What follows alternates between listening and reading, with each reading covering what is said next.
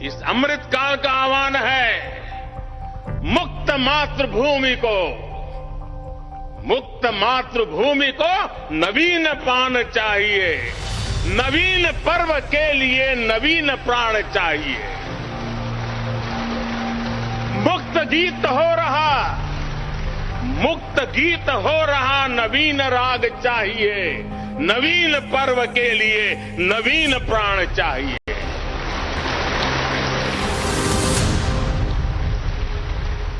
नए रास्तों पर चलकर ही नए प्रतिमान खड़े जाते हैं।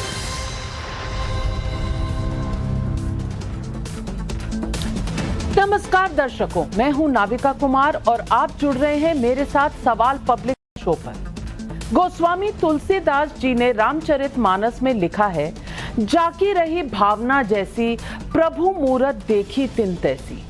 किसी को ताबूत दिखा, किसी ने जूते की नोक पर प्रधानमंत्री मोदी को दिखाया, किसी ने कलंक कह दिया, किसी को राज्य अभिषेक लगा, किसी ने कहा संविधान को दफना दिया गया है, किसी को पीएम मोदी में शहंशाह नजर आ गए, किसी को लोकतंत्र का खून होता हुआ दिखा और भी बहुत कुछ। तो तुलसीदास के शब्दों में जिसके मन में जो भावना उसको वैसे ही दिख रहा है। लेकिन हकीकत यह है कि देश को नया संसद भवन मिल गया। भले आजादी के 75 साल बाद ये संसद भवन मिला, लेकिन आजाद हिंदुस्तान में बनी संसद मेरी संसद, मेरा स्वाभिमान है, 140 करोड़ लोगों का स्वाभिमान है। दर्शकों, सुबह से लेकर दोपहर तक सनातन परंपरा से नई संसद में प्रवेश पूजा हुई।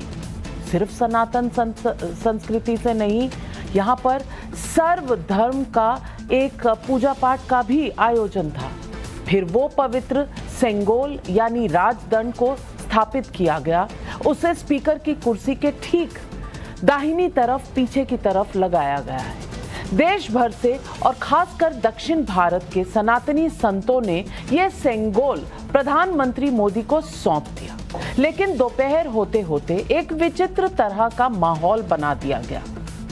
राष्ट्रीय जनता दल, जी हां, लालू जी का राष्ट्रीय जनता दल ने संसद भवन की तुलना ताबूत से कर दी। तो कांग्रेस ने प्रधानमंत्री मोदी को पूर्व प्रधानमंत्री पंडित नेहरू के जूतों की नोक पर रख दिया।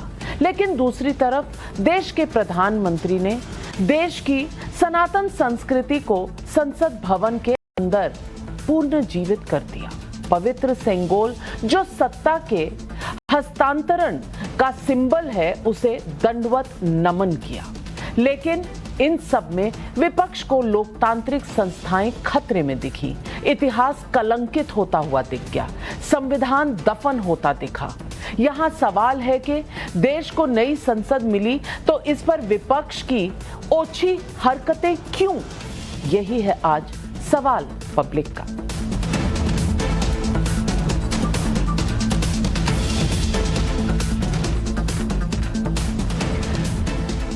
ऐतिहासिक तस्वीरें मैं आपके सामने रखना चाहती हूं, सुबह से लेकर दोपहर तक की।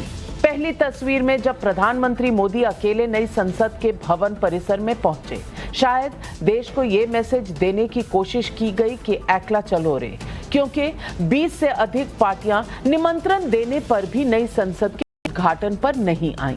दूसरी तस्वीर तब की है जब पवित्र सेंगोल को प्रधानमंत्री ने दंडवत प्रणाम किया। तीसरी तस्वीर में आप संसद भवन के उद्घाटन के मौके पर सर्वधर्म प्रार्थना होते देख रहे हैं। चौथी तस्वीर में प्रधानमंत्री और स्पीकर ने मिलकर नई संसद का विधिवत उद्घाटन किया। प्रधानमंत्री नरेंद्र मोदी ने इस मौके पर कहा कि नई संसद से देश विकसित भारत का नया चैप्टर लिखेगा। यही समय है, यही समय है, यही समय है। सुनिए प्रधानमंत्री मोदी को। ये हमारा सौभाग्य है कि इस पवित्र सेंगोल को हम उसकी गरिमा लौटा सके हैं, उसकी मान मर्यादा लौटा सके, गुलामी की उस सोच को पीछे छोड़ रहा है। आज भारत प्राचीन कला की उस गौरवशाली धारा को एक बार फिर अपनी तरफ मोड़ रहा है।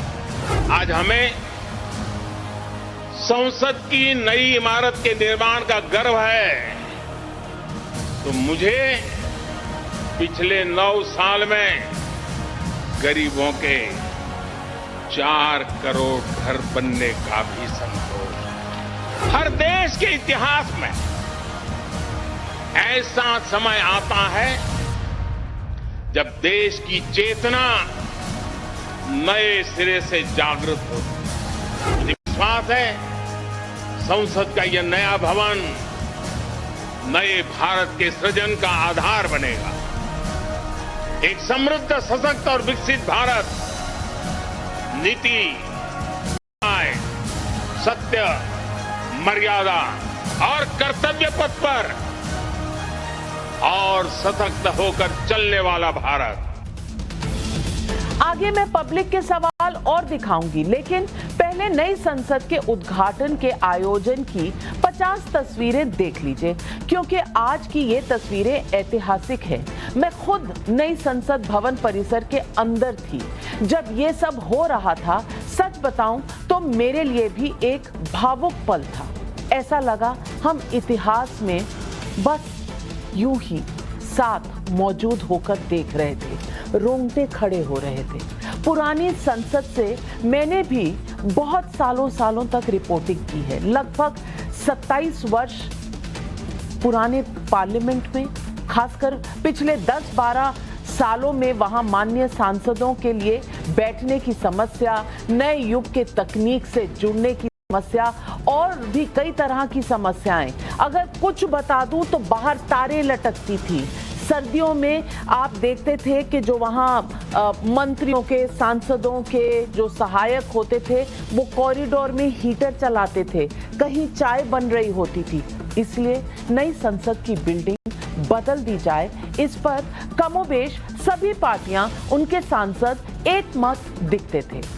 अब जब नई संसद की बिल्डिंग रिकॉर्ड समय में बन गई तो कई पार्टियां क्यों इस इतिहास का गवाह बनने नहीं आई, वो समझ से परे है। क्या मोदी उद्घाटन कर रहे हैं इस बात से घृणा थी या कुछ और बात थी? इसका जवाब आगे शायद डिबेट में मिले।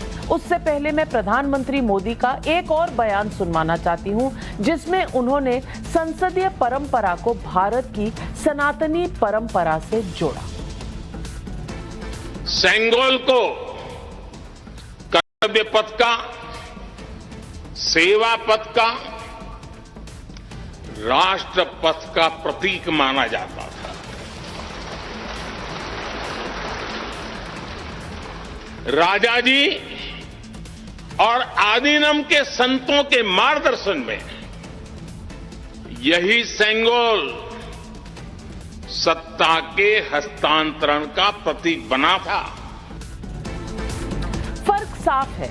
एक तरफ देश को उसके मूल से, उसकी जड़ से जोड़कर रखने की कोशिश दिखती है, दूसरी तरफ का जिक्र मैं पहले भी कर चुकी हूं। आरजेडी ने अपने ऑफिशियल ट्विटर हैंडल से नई संसद की बिल्डिंग की तुलना ताबूत से की। तस्वीरें आपके सामने हैं। तेजस्वी यादव से पूछा गया ऐसा क्यों भाई, तो उन्होंने कहा कि उन्हें मालूम नहीं है, वो इसे देख लेंगे। देख लेंगे? आपका ऑफिशियल ट्विटर हैंडल है और आपको पता ही नहीं? क्या कह रहे हैं? कांग्रेस ने अपने ऑफिशियल हैंडल से ऐसा ओछा ट्वीट किया जिसे देखकर इस बात का जवाब मिल जाता है कि पार्टी क्यों नई संसद के उद्घाटन समारोह में नहीं गई। बाद में बीजेपी ने इसका जवाब भी दे दिया। मैं दोनों तस्वीरें आपके सामने रख रही हूं। लेकिन आज सवाल पब्लिक का ये है और पब्लिक पूछ रही है ये सवाल, देश को नई संसद मिली तो इस पर विपक्ष की ओछी हरकत क्यों? गर्व इस पल में जूते की नोक वाली सियासत क्यों? क्या देश को उसकी सनातन परंपरा से जोड़ना गलत है?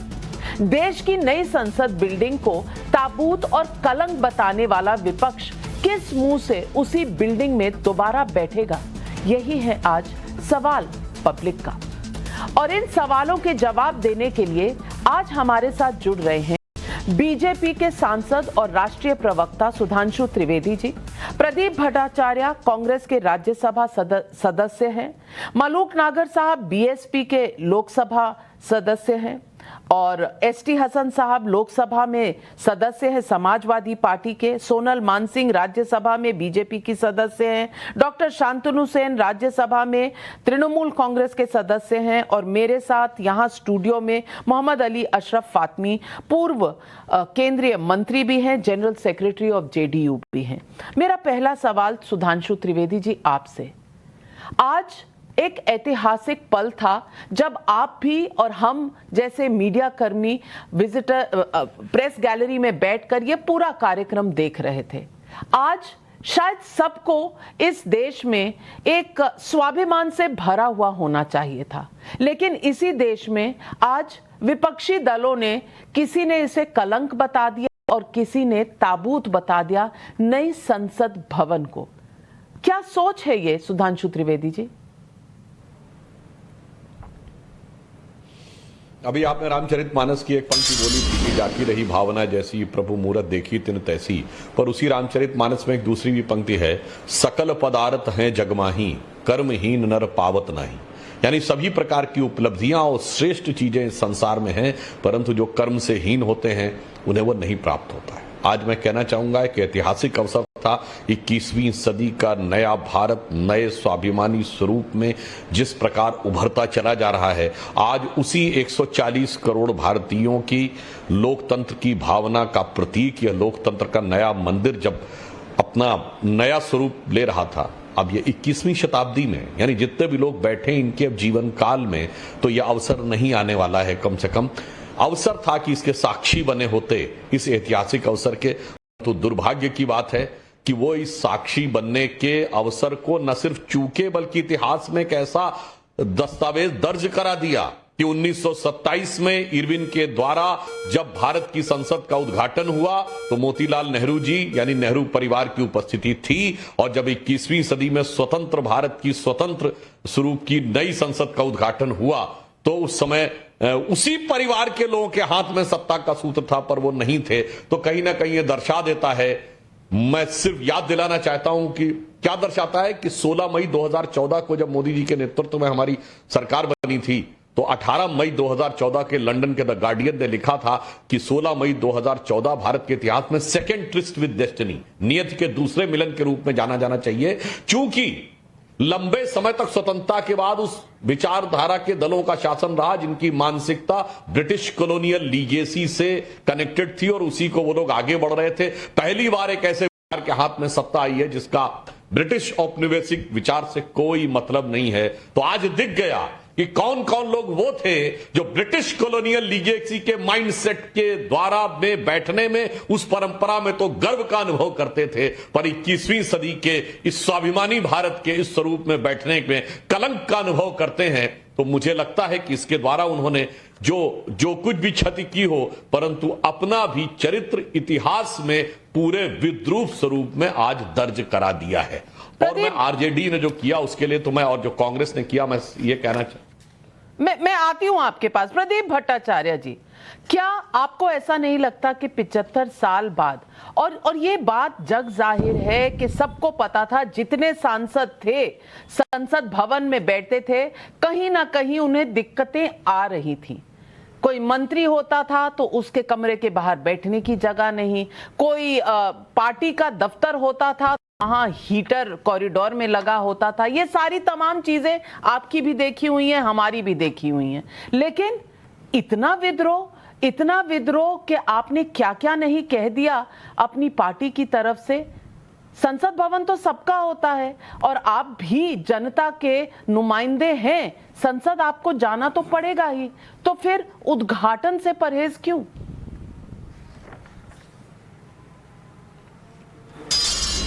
बात ऐसा है, अब तो सही बोला, संसद सबका है, लेकिन अभी जो लगता है ये संसद उद्घाटन के लिए राष्ट्रपति जी को बुलाया नहीं क्यों? उपराष्ट्रपति को बुलाया नहीं क्यों? संसद में राष्ट्रपति का कोई काम है ही नहीं। जब सेंट्रल हॉल में मीटिंग होता है तो राष्ट्रपति जी ने भाषण डालता है। वाई राष्ट्रपति एब्सेंट हुआ? क्यों हुआ? किसी का ईगो को सेटिस्फाई करने के लिए ऐसा तरीका से काम हुआ है। What we expected that the Prime Minister of the country will call all the opposition parties together and to finalize the date and how to organize this thing that will be finalized. But here what happened? He wanted to show his own charisma, nothing else. You have said the आम जनता ने इसको बहुत दुख किया। नहीं, आम जनता ने clear वर्षन है, जैसा तरीका से ओपनिंग हुआ ऐसा तरीके से ओपनिंग नहीं होना चाहिए। आपने जो बोला है सिंगल क्या है? That was according to the king who used to rule the kingdom by following the Hindu custom. There is a picture in Madurai, Hindu king receiving single from the goddess, but that is transfer Pradeep of power Bhattacharya ji, from goddess or Pradeep God to Bhattacharya ji बहुत ही विनम्रता से मैं कहना चाहती हूँ कि ये तो नेहरू जी को भी दिया गया था। मेरा बात आपको सुनना पड़ेगा। यहाँ पर ट्रांसफर ऑफ पावर नहीं है, यहाँ पर ट्रांसफर ऑफ पावर नहीं है। तो ट्रांसफर ऑफ पावर नहीं है तो सिंगल आया कैसे आया? आप जवाब दीजिए। आप ऐसे तरीका से बात करेंगे तो चलेगा नहीं। जो हिस्ट्री है हिस्ट्री को मालूम होना चाहिए। सुधांशु त्रिवेदी जी जवाब दीजिए। यहाँ कोई ट्रांसफर ऑफ पावर नहीं है तो सेंगोल कैसे आया? अहम को दिखाने के लिए, इनका ईगो को दिखाने के लिए हमारा सनातन धर्म में अहम दिखाना अन्याय है। लेकिन बीजेपी जो अहम दिखा रहा है, इनका ईगो को दिखा रहा है, इसको अन्याय कर रहा है। उपनिषदि लोग पढ़ा नहीं, जा देवी सर्वभूतेषु शक्ति रूप संस्थिता नमस्तस्यै नमस्तस्यै नमस्तस्यै नमो नमः। ये मेरा चंडी में बोला है। शक्ति रूपेण संस्थिता। शक्ति किसका हाथ में है? जनता का अंदर में शक्ति है। आम जनता का हाथ में शक्ति है, राजा का हाथ में नहीं है, प्राइम मिनिस्टर का हाथ में नहीं है, सुधांशु जी जवाब दे रहे हैं। हाथ में नहीं है, आम जनता का अंदर में शक्ति है। सुधांशु जी जवाब दीजिए। देखिए, जो प्रदीप जी ने बोला अपनी बात से अपनी बात काट दी। इन्होंने कहा जनता के हाथ में शक्ति है। यदि जनता के हाथ में शक्ति है तो दो बार पूर्ण बहुमत के साथ मोदी जी को जनता ने वह शक्ति दी है। और अब दिख गया कि ईगो किसका है। ईगो तो आपका है कि जनता ने जिसको शक्ति दी है उसे हमें नहीं मानना है। और आपको जनता ने यदि शक्ति दी थी तो इस देश ने वो अभी ईगो देखा था। अपने टर्न पे बोलिए सर, आपने अपने टर्न पे बोलिए, आपने अपने टर्न पे बोलिए। के साथ बात किया नहीं क्यों? अरे सर, आपने अपने टर्न पे बोलिए, आपने अपने टर्न पे बोलिए कृपया। पार्टी को बात साहब, ईगो की शक्ति तो वो थी कि प्राइम मिनिस्टर के ऊपर नेशनल एडवाइजरी काउंसिल बैठा दी जाती थी। नेशनल एडवाइजरी काउंसिल का चेयरमैन कैबिनेट मिनिस्टर के रैंक का होता था और कैबिनेट मिनिस्टर के रैंक के व्यक्ति की फोटो प्राइम मिनिस्टर से बड़ी होती थी। ईगो वो होता था कि कैबिनेट ने जो प्रस्ताव पारित किया उसे पब्लिकली प्रेस कॉन्फ्रेंस में फाड़ दिया जाता था। इसलिए वो बात पता है, इसलिए उस पर आप ना बोले तो ज्यादा बेहतर होगा। और आप जैसे सीनियर पार्लियामेंटेरियन को ये बोलना शोभा नहीं देता है। मान्यवर, this was not a parliament session. Please अपने टर्न पे बोलिए, बीच में डिस्टर्ब मत करिए। प्रदीप भट्टाचार्य जी, আপনি বলেছেন এখন শুনতে হবে। बोलिए सुधांशु जी। अब मैं बोल रहा हूं। अरे देखिए, ये संसद का सत्र नहीं था। जब संसद का सत्र बुलाया जाएगा तो वो राष्ट्रपति के द्वारा ही बुलाया जाएगा, राष्ट्रपति के निर्देश पर ही चलेगा। परंतु ये तो सिर्फ एक समारोह था। नाविका जी, आप लोग भी अंदर आके बैठे हुए थे। अरे भाई, संसद के सत्र में कोई बैठ सकता है गैर सांसद के अलावा? कुछ भी बोलना। और मैं पूछना चाहता हूं कि प्रदीप भट्टाचार्य जी को इतनी आइडिया नहीं है तो 15 अगस्त के कार्यक्रम में क्यों नहीं राष्ट्रपति को बुलाया जाता? ये नेहरू जी के जमाने की व्यवस्था है ना। और मैं पूछना चाहता हूं, जब नेहरू जी 15 अगस्त 47 को बने थे प्रधानमंत्री, तो संविधान सभा के अध्यक्ष राजेंद्र बाबू थे। राजेंद्र बाबू से कौन सा कार्यक्रम कराया था? बताइए, फोटो दिखाइए कोई राजेंद्र प्रसाद जी की। वो उस समय संविधान सभा के अध्यक्ष थे। मैं पूछना चाहता हूं चुनौती के साथ, बताइए। तब तो 15 अगस्त 47 को सारी वोट हुए सिर्फ नेहरू की, बोलिए। इसलिए मैं कहना चाहता हूं इस विषय पे शांत रह के अच्छे ढंग से विचार किया होता और इस अवसर का सदुपयोग किया होता तो कहीं अधिक बेहतर होता।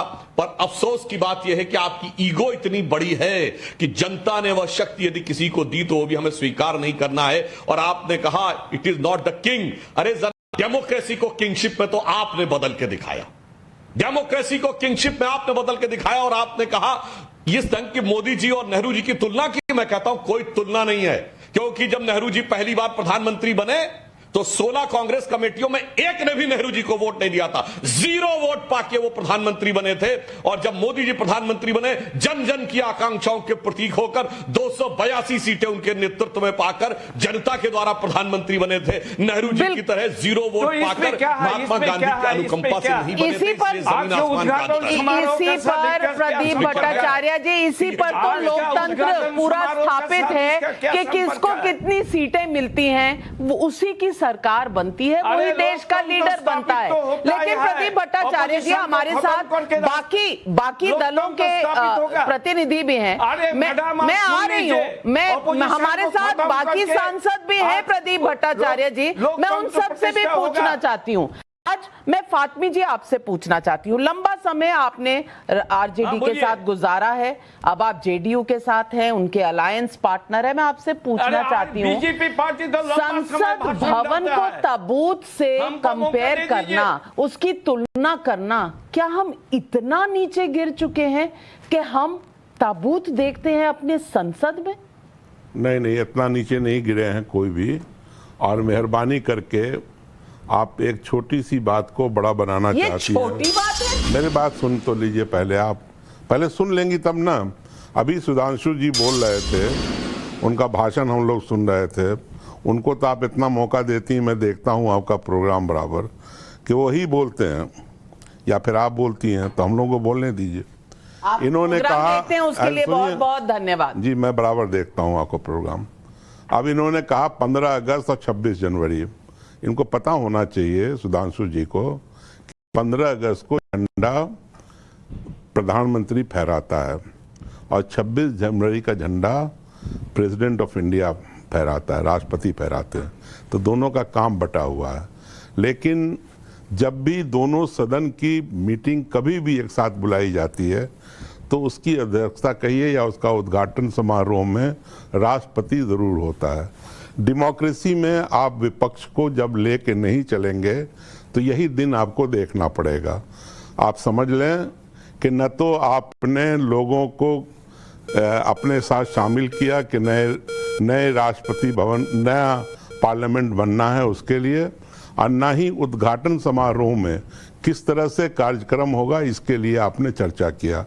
अगर आपने चर्चा किया होता तो निश्चित रूप से ये जो 20 पार्टियां आज सदन से बाहर रहीं, अब बिल्कुल उनको आना है वहाँ, जीत के उनको हुकूमत भी करना है और वहीं से प्रधानमंत्री भी यहाँ बनेगा।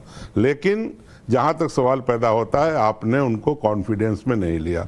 ये प्रधानमंत्री का काम था कि उनको कॉन्फिडेंस में लेना था। अगर राष्ट्रपति उद्घाटन नहीं करते उसके लिए भी उनको कॉन्फिडेंस में लेना था।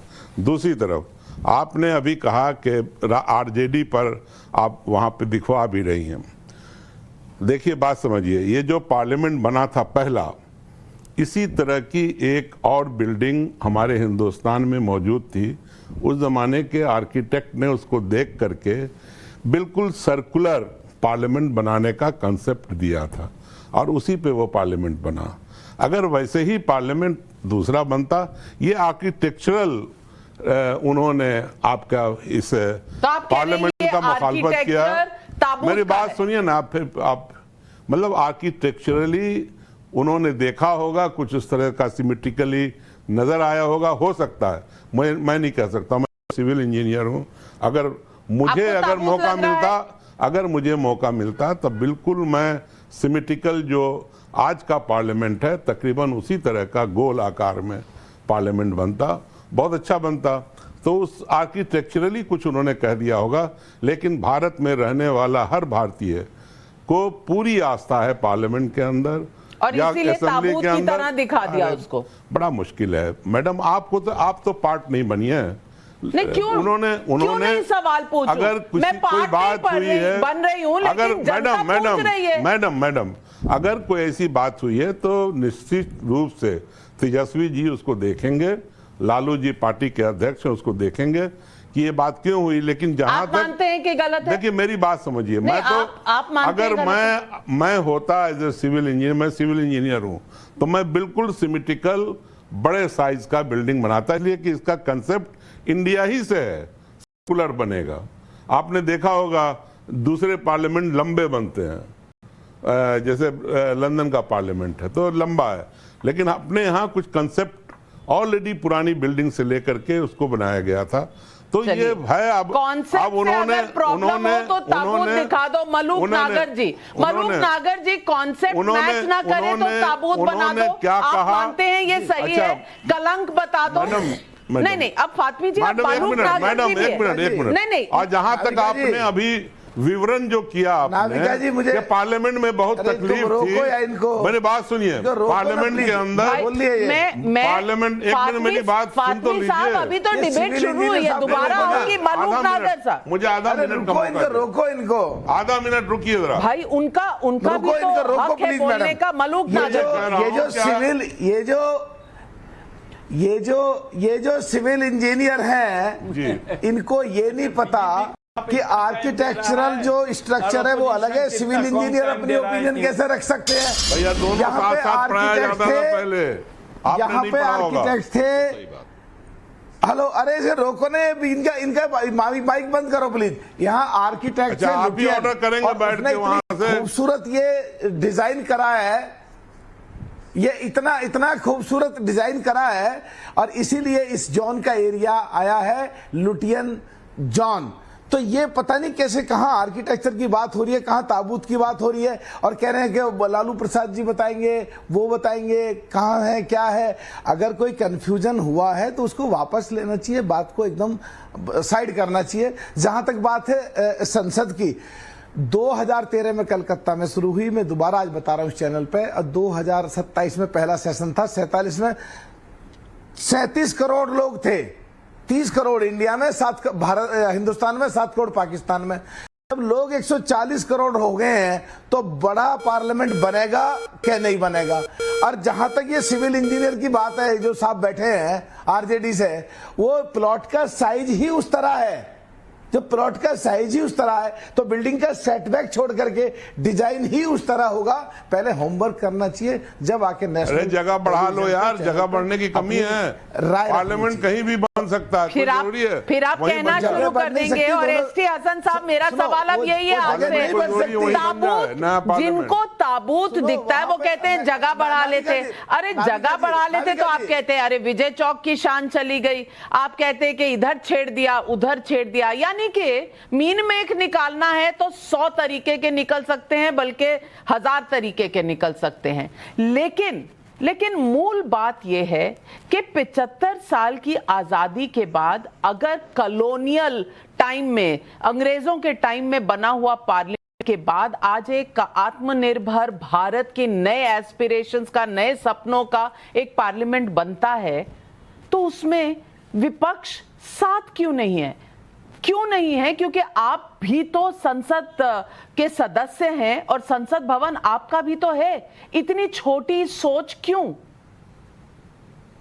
मैडम, छोटी सोच की बात मत करिए।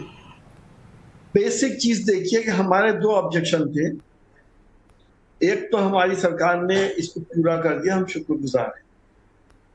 हेड ऑफ द स्टेट कौन होता है? इतना बड़ा एक कार्यक्रम होने जा रहा है और राष्ट्रपति दोनों सदनों का अभिभावक है, उसको निमंत्रण तक नहीं। हमारा ऑब्जेक्शन इस बात पे था कि भले से राष्ट्रपति जी के साथ मोदी जी भी इनॉग्रेशन कर देते, क्या परेशानी थी? लेकिन क्योंकि उन्हें सिर्फ अपने आप को एक्सपोज करना है, उनको ये दिखाना है कि मोदी जी ने बनाया है, देश की चीज है, ये देश की अमानत है, देश के रहने वालों की अमानत है, हम सब पार्लियामेंटेरियन की अमानत है, ये पूरे देश की है, ये पर्टिकुलर इंसान या पर्टिकुलर पार्टी की अमानत नहीं है। इसलिए हमने इस बात का ऑब्जेक्शन करा था। दूसरा हमारा ऑब्जेक्शन ये था कि आप हिंदू रीति रिवाज से सब काम कर रहे हैं, तो क्यों नहीं इस देश में मुसलमान भी रहते हैं, सिख भी रहते हैं, ईसाई भी रहते हैं। और मैं शुक्रगुजार हूँ, आपके चैनल पे कह रहा हूँ कि मेरी ये बात मानी गई और वहां पे कुरान खानी भी हुई, वहां पे गुरु ग्रंथ साहब की वाणी भी हुई और पवित्र बाइबल का पाठ भी हुआ। सिंगोल का जहां तक सवाल है, बड़ी बहसें हो रही है सिंगोल के ऊपर। ये राजतंत्र का एक नमूना था। राजतंत्र, जब राजा महाराजा अपनी सत्ता परिवर्तन होती थी तो दूसरे के हमारे साधु संत दे दिया करते थे। अब कौन सा तंत्र है? अब लोकतंत्र है। लोकतंत्र का प्रतीक संविधान है। सिंगोल की जगह देश का संविधान रखना चाहिए था। सिंगोल क्योंकि राजतंत्र का प्रतीक है और आपकी मानसिकता भी यही है कि आप राजतंत्र की बात के हिसाब से हिंदुस्तान को चलाना चाहते हैं। देखिए, आज ईमानदारी की बात यह है कि भारतीय जनता पार्टी को छोड़ दिया जाए और कुछ हद तक कम्युनिस्ट को, तो सारी पार्टियों ने तो प्रजातंत्र का अपहरण करके उसको राजतंत्र में बदल दिया है। मैं विनम्रता से केटी हसन साहब से पूछना चाहता हूं, जब से इनकी पार्टी बनी है 1991 से, ये बताएं इनकी पार्टी में मुख्यमंत्री या राष्ट्रीय अध्यक्ष क्या परिवार के अलावा कभी बना है? कांग्रेस पार्टी में वास्तविक सत्ता कभी किसी के हाथ में रही है परिवार के अलावा? आज भी स्थिति यह है कि खड़गे जी को अध्यक्ष बनाया है, परंतु राहुल गांधी जी जो अब मात्र एक सांसद थे, जो अब सांसद भी नहीं है, उनके पीछे खड़े हो जाते हैं कई बार बाइट देने के लिए। इसलिए मैं विनम्रता से कहता हूं, उत्तर से दक्षिण तक के 25 पार्टियां जिन्होंने 20 पार्टियां जिन्होंने वो किया विरोध, इसमें से एक पार्टी बताएं जिसने अपने परिवार के व्यक्तियों को ही सत्ता न सौंपी हो। तो वास्तविक लोकतंत्र का हरण आपने किया है और राजतंत्र की स्थापना लोकतंत्र के आवरण में आपने की। सुधांशु जी, मैं बड़ी इज्जत करता हूं आपकी। क्या आपकी बीजेपी पार्टी में एक आदमी की हिम्मत है जो मोदी जी के खिलाफ खड़ा हो जाए, प्राइम मिनिस्टरशिप का कैंडिडेट बन जाए? तो मुझे बता दीजिए कौन सा प्रजातंत्र है आपके पास? तो मैंने पार्लियामेंट में देखा है, यस और नो होता है आपके पास। आपके सांसदों के पास फरमान आते हैं कब यस करना कब नो करना है, और हमारी अपोजिशन की कोई बात सुनता नहीं है। तो अभी जेपीसी की डिमांड हो रही थी, क्या परेशानी थी? क्यों नहीं आपने चलिए सुधांशु जी, इस बात का जवाब दे दीजिए कि आपकी पार्टी में भी एक ही एक लीडर है, ये सवाल है। नहीं, अंतर है। देखिए, हमारी पार्टी ने 2 नेता दिए, अटल जी और मोदी जी, और दोनों वो थे जिनके प्रधानमंत्री बनने से बरसों पहले सारी जनता कहती थी इन्हें प्रधानमंत्री बनना चाहिए। और मोदी जी के जमाने के तो सर्वे अवेलेबल है।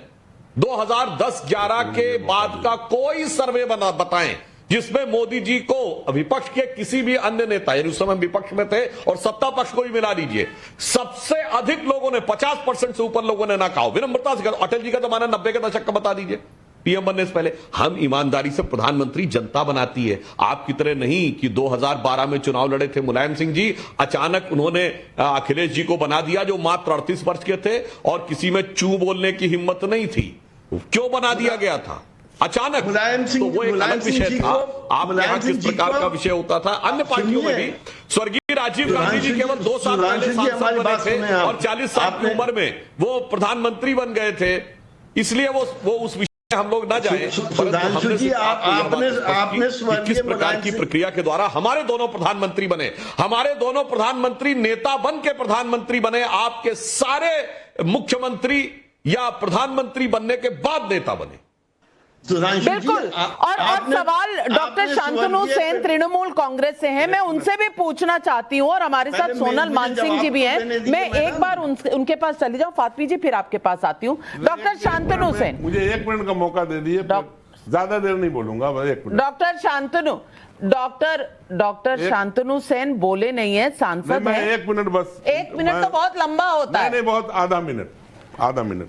हाँ, देखिए, अभी बहुत हमारे मैं तो मित्र कहूंगा बीजेपी से, मैं आपसे यही निवेदन करूंगा कि जाकर के जरा पर्सनली इंटरव्यू अपने मंत्रियों से जो आपके पार्टी के हैं और भारतीय जनता पार्टी के एमएलएज हैं, एमपीज हैं, उनसे भी कर लीजिएगा कि क्या आपके यहाँ डेमोक्रेसी है या नहीं, या जितने मंत्रालय चला रहे हैं वो खुश हैं या नहीं, शांतनु डेमोक्रेसी में सेन ऐसा नहीं जी, होता। आप जानते हैं कि जनता जब चुन के भेजती है तो वो नेता कैसा होता है, क्योंकि बंगाल में ये बार बार ममता बनर्जी ने दिखाया है। जनता चुनती है और जब जनता चुनती है वो मुख्यमंत्री बनती है, एक बार नहीं, दो बार नहीं, 3 बार। लेकिन मोदी जी एक बार 282 सीटों के साथ आए, एक बार 303 सीटों के साथ आए, लेकिन फिर भी उनके लोकतंत्र के राइट्स के ऊपर हमेशा एक सवालिया निशान लगाया जाता है। ऐसा क्यों है डॉक्टर शांतनु सेन? हाँ। अभी आपका सवाल का जवाब हम देना चाहते हैं। इसके पहले सुधांशु जी को हम ये याद दिलाना चाहते हैं, आप बड़ा बात कर रहे हैं। आपको ये भी मानना पड़ेगा पूरा साउथ इंडिया में अब 0 हो गया और आने वाला दिन में तैयार रहिए, पूरा इंडिया में हम लोग 0 होने वाला है। मेरा पहला सवाल, कोविड का टाइम में जब देश में मास क्रिमेशन हो रहा था, मास फ्यूनरल हो रहा था, जब डेड बॉडी फ्लोट कर रहा था 3 साल पहले, उस टाइम जबरदस्ती ये 20,000 करोड़ रुपया खर्चा करते हुए ये सेंट्रल विस्ता बनाने का जरूरत कितना था? Number 2, we are celebrating 75th year of independence. 75th year of Indian constitution है 26 नवंबर 2023। ये नया पार्लियामेंट भी यूज होने वाला है विंटर सेशन में, आने वाला मानसून सेशन में भी ये इस्तेमाल नहीं होगा। तो क्या जरूरत था इतना hurriedly on the birthday of Savarkar ही उनको इनॉग्रेट करना है? Number 3, article number 79 of Indian Constitution which says that Parliament consists of President of India and 2 houses respectively। यहाँ पर कहीं पे भी प्राइम मिनिस्टर का मेंशन नहीं है। इसका मतलब है president of India, he or she is not only the first lady of the country, he or she is an integral part of Indian Parliament। अब उनको बॉयकॉट कर दिया। Incidentally she represent the backward classes of the women, उनको boycott कर दिया। आप मेरे को ये बोलिए, आज जिस तरीके से इंडियन पार्लियामेंट का नया हाउस आपने बनाया, ये कोऑपरेटिव फेडरलिज्म को इम्पोर्टेंस देते हुए, you should have called for a all party meeting। All party meeting में डिस्कस करते हुए एक दिन आपको चुनना था, लेकिन अब लोग ऑटोक्रेसी चला रहा है। यहाँ पर एक हिटलरी राज चल रहा है, यहाँ पर एक तुगलकी फैसिस्ट सहराचरी ऑटोक्रेसी चल रहा है, डेमोक्रेसी नहीं चल रहा है। अब लोग डेमोक्रेसी का बलात्कार कर चुके हैं। अब लोग इंडियन पार्लियामेंट्री जो बेसिक एसेंस है उसको खत्म कर चलिए, चुका है। 4 सवाल आपने पूछे, सुधांशु त्रिवेदी जी इन चारों सवालों के जवाब दे दीजिए, क्योंकि डॉक्टर शांतनु सेन ने बहुत ही बेसिक सवाल पूछे हैं। मैं सोनल मानसिंह जी, मैं आपके पास आ रही हूं क्योंकि सवाल पूछे गए हैं तो सुधांशु जी जवाब दे रहे हैं। सोनल मानसिंह जी, बिल्कुल आ रही हूं आपके पास इसके बाद। सुधांशु, मैं ब्रीफ में जवाब दे देता हूं, एकदम संक्षेप में। इन्होंने कहा कि कोविड के समय कंस्ट्रक्शन क्यों किया गया। मैं पूछना चाहता हूं शांतनु सेन जी से, आपने 2021 के बाद सारी सड़कों का कंस्ट्रक्शन, सारी बिल्डिंगों का कंस्ट्रक्शन बंगाल में रुकवा दिया था। अगर रुकवा दिया था तो दिखाइए आदेश। और आप लोग भूल गए, महाविकास अघाड़ी की सरकार बंबई में उसी समय में विधायक निवास नया बनवा रही थी। विधायक निवास बनाना आवश्यक था। और अगर ये कह रहे हैं तो ये बताएं, क्या भारत में सारे कंस्ट्रक्शन रुक गए थे? अगर नहीं तो एक ही कंस्ट्रक्शन से क्यों प्रॉब्लम थी भाई? या तो आपने कहा होता मैंने सारे सड़क, सारे मकान, सारी बिल्डिंग, सबके कंस्ट्रक्शन 2020 में रुकवा दिए। ऐसा तो नहीं है। दूसरी बात, मैं पुनः कह रहा हूं कि दोनों में अंतर समझना चाहिए। जो हमारे अभी पूर्ववर्ती वक्ता बोले, संवैधानिक कार्यक्रम और सार्वजनिक कार्यक्रम में अंतर है। यह संसद का सत्र नहीं बुलाया गया, भवन के उद्घाटन का समारोह है। जैसे 26 जनवरी गणतंत्र दिवस है, जिस दिन संविधान लागू हुआ था, वो एक संवैधानिक समारोह है, इसलिए राष्ट्रपति आते हैं। स्वतंत्रता दिवस एक सार्वजनिक समारोह है, संवैधानिक नहीं, इसलिए उसमें राष्ट्रपति नहीं आती। इसीलिए जिस दिन संसद का सत्र होगा वो संवैधानिक कार्यक्रम होगा, वो राष्ट्रपति के आदेश और उनके निर्देश पर ही होगा। परंतु भवन का उद्घाटन कोई संवैधानिक नहीं है। अगर आप लोग कहना चाहते हैं, मुझे संविधान का वह क्लॉज दिखा दीजिए जिसमें लिखा हो कि भवन का उद्घाटन भी जो है वह एक संवैधानिक कार्यक्रम है। और कुल मिलाकर मैं कहना चाहता हूं, चलिए कोई बात नहीं, आपकी संसद के प्रति जो भी आस्था अनास्था है नहीं है, आपकी किसके प्रति अनास्था नहीं है? सोनल मानसिंह जी, आप इस देश की सांस्कृतिक और सार्वजनिक परंपराओं का प्रतीक हैं। मैं आपसे पूछना चाहती हूं, आज इतनी छटपटाहट क्यों जब एक नया संसद भवन का इस तरह से देश के सामने समर्पण हुआ है कि ये भारत की नई सोच और नई पीढ़ी का नया संसद भवन है। इस पर इतनी दिक्कतें विपक्ष को क्यों हैं? होनी चाहिए।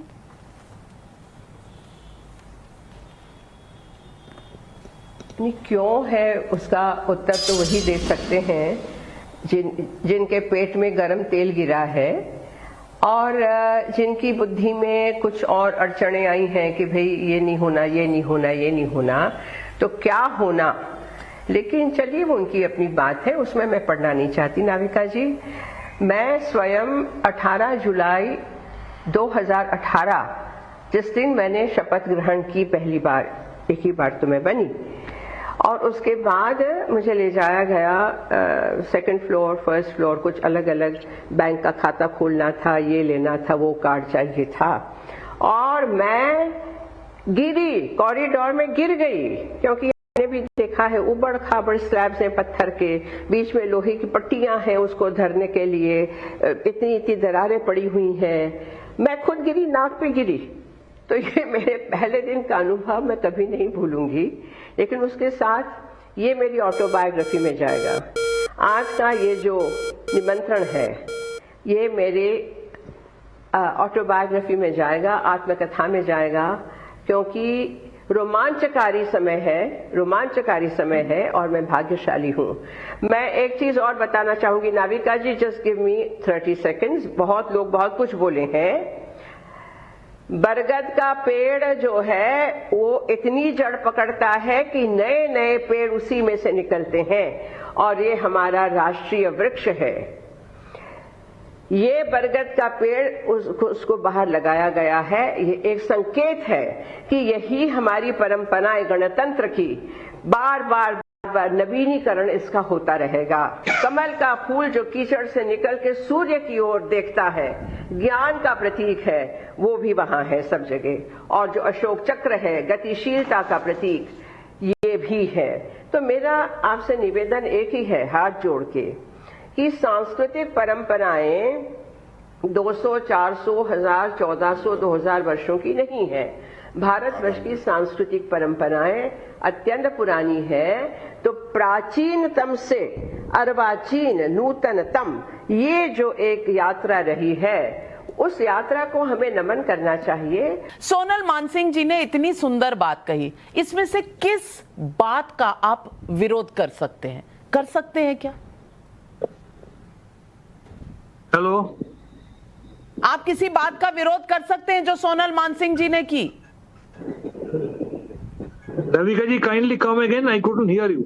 सोनल मानसिंह जी ने इतनी अच्छी बातें कही, किसी भी बात पर आपको विरोध है? नहीं, प्रॉब्लम तो ये है कि आज का दिन बच्चों पर घूमते हुए कहता है कि आज का दिन PM doesn't stand for prime minister. अभी पीएम का मीनिंग हो गया पब्लिसिटी मास्टर, जो अपना नाम में स्टेडियम, कहाँ परंपरा की बात, कहाँ आपने उसको ला दिया इस लेवल पर, इस स्तर पर? फातमी जी, आपको लगता है कि सोनल मानसिंह जी ने इतने पते की बात कही, उसमें से किसी चीज का भी आप विरोध कर सकते? मैं एक छोटे से पते की बात आपसे कह रहा हूं कि ल्यूटन ने या हर्बर्ट बेकर ने जब ये पार्लियामेंट बनाया था, तो इसका कंसेप्ट मध्य प्रदेश का मुरैना में एक मंदिर है, 64 योगिनी टेम्पल उसको कहते हैं, वहाँ से कंसेप्ट आया था। मतलब ये नहीं समझिए कि वो रिलीजियस कंसेप्ट नहीं था। और अगर नहीं देखा है तो आप मुरैना में जाके उस मंदिर को आज भी देख लें, उसी के कंसेप्ट पर ये बना था। तो आपने हमला कर दिया उनके ऊपर, आरजेडी के लीडर के ऊपर, या उनके जो भी उन्होंने कहा, लेकिन उसके पीछे कंसेप्ट समझिए। हम सर्कुलर ऐसे नहीं बोल रहे थे, मुझे याद था अच्छी तरह से कि ये एक मंदिर के कंसेप्ट से ये पार्लियामेंट बनाया लेकिन एक मिनट रुक जाइए, नया वाला ताबूत लगता है, समय कम है। मैं कहां ताबूत कर रहा हूं? मलूक नागर जी, ये आरजेडी को डिफेंड कर रहे हैं, यानी कि ताबूत को डिफेंड कर रहे हैं। नागर जी, क्या विपक्ष देखना ही नहीं चाहता, या उन्हें मतलब जो दिख रहा है उसे मानना ही नहीं चाहता? क्योंकि दिख तो सही रहा है। देखिए वास्तव में बात क्या है, जब 370 आया गुलाम नबी जी ने जम्मू कश्मीर को देख के स्टैंड ले लिया, कांग्रेस को पीछे चलना पड़ा। अभी ये पूरा होमवर्क नहीं करा और जो सही बात है उसका भी विरोध करेंगे, गलत बात है उसका भी विरोध करेंगे। आने वाले समय में विपक्ष कमजोर हो जाएगा, जो देश के लिए ठीक नहीं है। और इवन बीजेपी फिर अपनी मनमानी चलाएगी और कांग्रेस कंफ्यूज है, 3 साल तक अपना अध्यक्ष नहीं बना पाई, बनाया तो 81 ईयर का वो बुजुर्ग अध्यक्ष बनाया। वो सारे विपक्ष के लोगों को भी अपने साथ लेके बैठ जाएंगे। इसलिए 7 पार्टी जो विपक्ष को छोड़ करके सही बात को सही, गलत को गलत करती हैं, मेरे हिसाब से वो सही है, नहीं तो ये सब लोग बाद में पछताएंगे। हसन साहब, मलूक नागर जी को तो सब समझ आ रहा है और वो कह रहे हैं अगर विपक्ष इसी तरह से खिलाफत करता रहा तो कहीं पीछे छूट जाएगा। क्या समाजवादी पार्टी को ये सच नहीं दिख रहा? अभी आपने पूछा, एक मोहतरमा कह रही थी कि कमल के फूल भी लगे हुए हैं, मुझे ऑब्जेक्शन है। कमल का फूल उन्होंने बड़ी खूबसूरती से निकल गई ये कह के ज्ञान का प्रतीक है, ये नहीं बताया कि कमल का फूल बीजेपी का चिन्ह हैगा। नंबर 1 बात। नंबर 2, सत्ता हस्तांतरण की भाई मेरे भाई मलूक नागर जी कह रहे हैं कि पार्लियामेंट से पार्लियामेंट सत्ता हस्तांतरण नहीं होती है। सत्ता हस्तांतरण 2024 में होने वाली है, मगर कोई राजशाही नहीं है यहाँ के। हसन साहब, एक मोहतरमा सोनल मानसिंह जी को कह रहे हैं आपको शायद इस देश के कल्चर, इस देश के आर्ट के बारे में बिल्कुल कुछ नहीं पता। अगर आप सोनल मानसिंह जी को एक मोहतरमा कह रहे हैं और कल्चर अगर नहीं पता तो आपको ये नहीं पता होगा कि राष्ट्रीय फूल हमारा कमल ही है। पहले वो बना था, बाद में बीजेपी का सिंबल बना था। लेकिन सोनल मानसिंह जी, आप जवाब दे दीजिए। आप क्यों इतना डिफेंड करती हैं मैडम? क्योंकि गलत को गलत कहना, सही को सही कहना, कहीं पर भी ये नहीं लिखा कि पाप है। नाविका जी, कमल का फूल सदियों से खिलता रहा है कीचड़ से सूर्य की ओर। अच्छा, ये तो एक बात हुई। दूसरी बात मैं आपसे कहना चाह रही थी कि वास्तु शास्त्र बहुत ही इम्पोर्टेंट होता है और वास्तु के अनुरूप ये पूरा जो यंत्राकार है, षटकोणाकार, ये बनाया गया है। तो वास्तु का बहुत बड़ा प्रभाव होता है कार्यों पर, जो सत्कार्य वहां होते हैं उसमें बहुत बड़ा प्रभाव होता है। आप भी जानती हैं, सब जानते हैं, सब विद्वान लोग यहाँ बैठे हुए हैं। और तीसरी बात यह है कि हस्तांतरण नहीं, स्थानांतरण हुआ है और स्थानांतरण का भी बहुत महत्व होता है। जब एक घर से हम दूसरे घर में जाते हैं, नया घर लिया या पुराना घर छोड़ दिया, नया घर बना, तो कौन सी चीजें ले जानी है, कौन सी छोड़ देनी है, ये भी बहुत महत्व की बात होती है। तो स्थानांतरण ये हुआ है, हस्तांतरण नहीं हुआ है। ये इसी पे चर्चा जो होती रही है ना, तो मैं सुन के सोच रही हूँ बिल्कुल ये तो राज्य सवाल नहीं है, ये एक और ये नेहरू जी के यहाँ पड़ा था, नेहरू जी की प्रॉपर्टी बन के ये रखा गया था, वहां से इसको लाया गया। समय बिल्कुल समाप्त हो रहा है। जाने से पहले सुधांशु जी, बस 30 सेकंड का समय है आपके लिए। आज का मैसेज क्या है? फातमी जी आ रही हूँ, आज का मैसेज क्या है और क्यों ये विपक्ष को समझ? देखिए, मैसेज बस मैं सिर्फ विपक्ष से कहना चाहूंगा कि अपने नाकाम हसरतों के जनाजे को नफरत के ताबूत में दिखाने के मौके और भी आने वाले थे। आप इस अवसर को छोड़ दिए होते तो ज्यादा बेहतर था, मगर आज आपने चाहा या ना चाहा, कालचक्र की गति आगे बढ़ी और जिसे निराला जी की कविता में कहा गया था, नव नव के नव विहग वृंद को भारत में भर दे, तो भारत में एक नया स्वरूप उभर के सामने आ रहा है, नया आया। आप इतिहास के साक्षी नहीं बने तो यह आपका अपना निर्णय था और राजनीति करने के अवसर आगे भी आते रहेंगे, परंतु इस अवसर पर राजनीति से बच जाते तो अधिक बेहतर था। बिल्कुल, आज समय खत्म, लेकिन हम सब इस देश की नई बनती हुई एक धारा में हम एक नव युग के साक्षी बने, एक नए संसद भवन के साक्षी बने। हम अपने आप को बहुत ही खुशकिस्मत समझते हैं, लेकिन क्यों है वो जिनके हक में है वहां होना, जो वहां आज नहीं थे? क्या मुंह दिखाएंगे इतिहास को? ये सवाल उनको सताता रहेगा। आज बस इतना ही लेती हूं आपसे इजाजत। नमस्कार।